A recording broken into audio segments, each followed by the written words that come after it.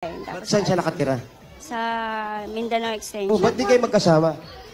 Ayaw po talaga sa kanya ng family ko eh. Kaya parang mainit din yung ulo sa kanya. Kaya hindi rin siya komportable na. Bakit hindi na lang kayo magsama?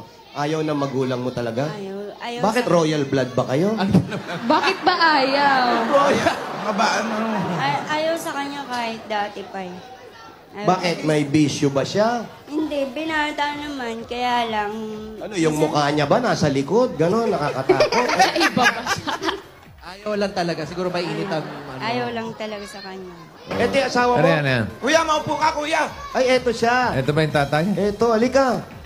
Kaya pala ayaw ng magulang eh. Bastos ka kasi. Paulo, huwag kang tawa ng tawa, Paulo!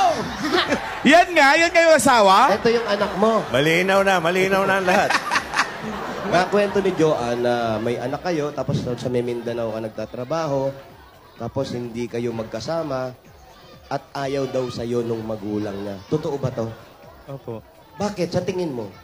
Wala po. Yung asawa tumatawa Alam mo, natatawa ka rin sa kalokohan mo, di ba?